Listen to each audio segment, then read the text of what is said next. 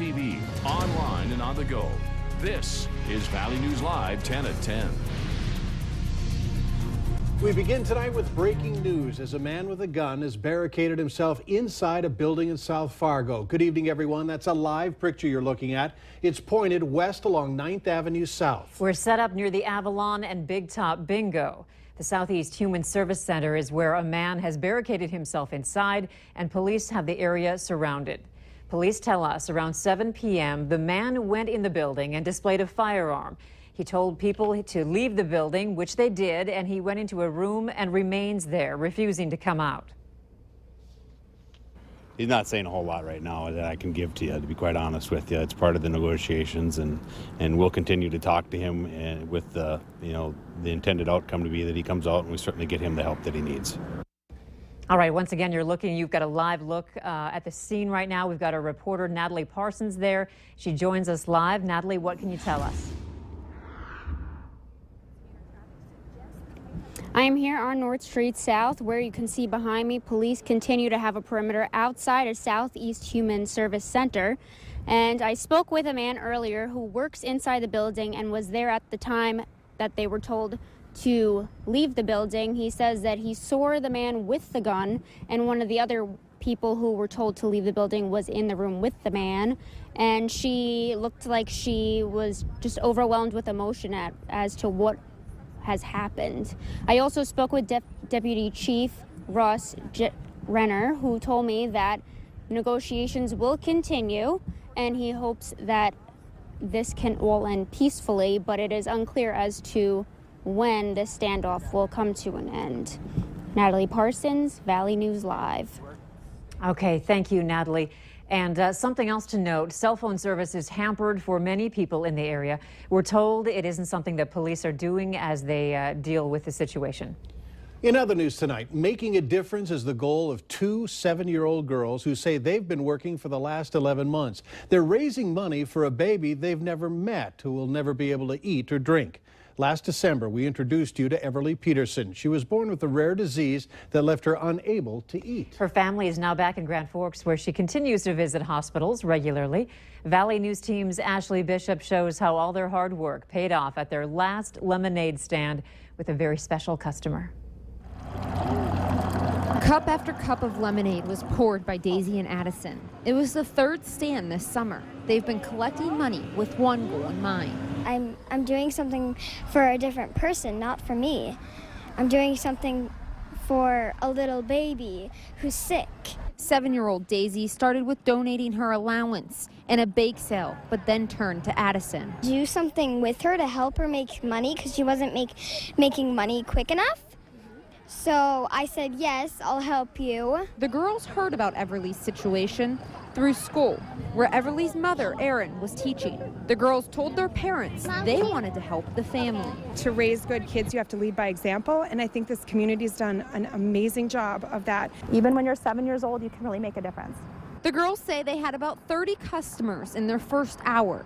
Minutes later, they even had a special surprise customer. This is about the sweetest thing I have ever heard of. This is Everly. Can you say hi to them? The Peterson family said they found out about the girls' business via Facebook and had to come thank them. This world needs more families like you. This is just the sweetest thing ever. It means the world to us, so thank you so much. The day wasn't complete for the girls without a picture with Everly. I'm going to put it on the clock next to my bed, so every single night and every single day I can look at that picture and remember Everly. They're never going to forget this. In East Grand Forks, Ashley Bishop, Valley News Live. The girls raised over $400 from today's lemonade stand alone and $700 total. The Peterson family says they take things day by day because of Everly's illness.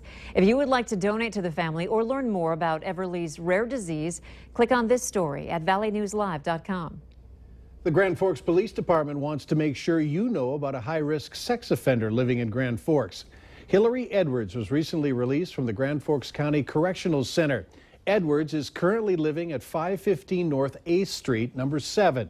You can get additional information about registered offenders by sending a request to the Grand Forks Police Department. This is an emotional day for many young adults and parents as first-time college students move into their dorms. We spoke with students and parents today at MSUM. Many are having conversations about safety. A major concern of theirs, cyberbullying.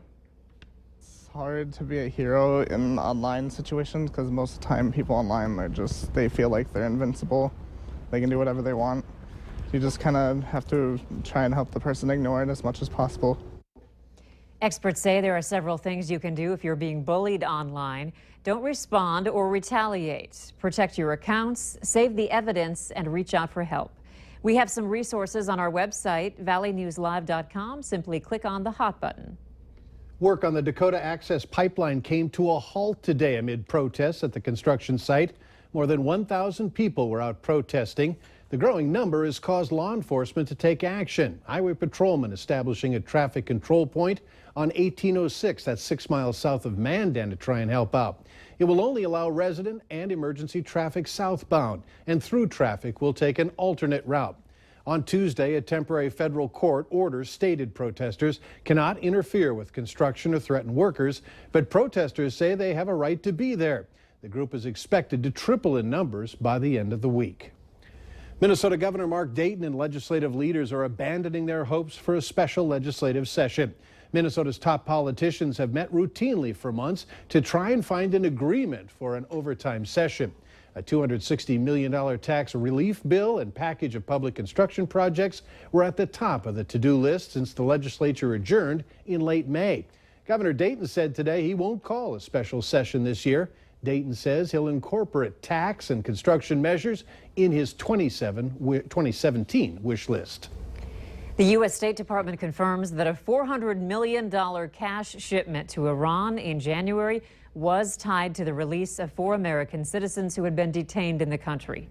Spokesman John Kirby said the U.S. withheld delivery of the cash as leverage until the U.S. citizens had left Iran, according to the Associated Press. Both events happened on January 17th. President Obama and other U.S. officials denied the payment was tied to the detainees' release. You could soon see more drones flying the skies for commercial use. Major changes in flight rules are headed our way, including lifting the special permission drone owners once needed to fly. Samantha Jo Roth gives us a look at the new guidelines. It's a bird, it's a plane, no, it's a drone. And our skies may soon be buzzing with them after new FAA regulations go into place at the end of the month, allowing companies to fly them for commercial use for the very first time. But there's a lot to get ready for in order to operate a drone legally and safely within the United States. Eric Jones works at Expert Drones, a store that sells the unmanned aircraft. He says instead of the long and costly process it takes to earn a professional pilot's license, drone operators will be able to take a book-based test. It's complicated and it's detailed, but it's not difficult. The regulations state a commercial drone operator has to be at least 16 years old, can only fly from sun up to sundown, must stay under 400 feet, and keep visual contact with the drone. Right now, I think we're in a good place, and as we go forward, they'll refine the requirements. New rules create a new category for drones that weigh under 55 pounds, but some say those rules are too restrictive. I think that right now what the drone industry needs most is for regulators to back off and let them actually develop the technology. Jason Sneed with the Heritage Foundation says the FAA's 624 pages of rules will encourage companies to take their business elsewhere. There's something sadly ironic, I think, about the fact that these technologies are being built by American companies, and yet Americans are not going to be the first to enjoy the benefits. But for now, new drone operators can submit proposals to the FAA in an attempt to waive some of the rules' limitations. In Washington, Samantha Jo Roth, Valley News Live. The written drone test will be available starting on August 29. It costs $150. We have more information on what you need to know before the regulations go into place on our website. It's been over 50 years since a Vietnam veteran had last seen the Grand Forks Air Force Base until today. Captain Bill Robinson is considered the longest held enlisted prisoner of war in American history, facing daily beatings, starvation, sickness, and torture for over 7 years in North Vietnam. In September 1965, his helicopter was shot down during a rescue mission and he was captured. But Robinson says the camaraderie of the prisoners, the hope he would live, and laughter helped him survive. I'd been beaten rather severely and my eye was completely shut. And I walked back in my room and said, you know, you look like hell. I said, you think my face looks bad? You ought to see that fist. Robinson and the other POWs, including John McCain, used a tapping system to communicate while imprisoned, and their techniques are still being studied today.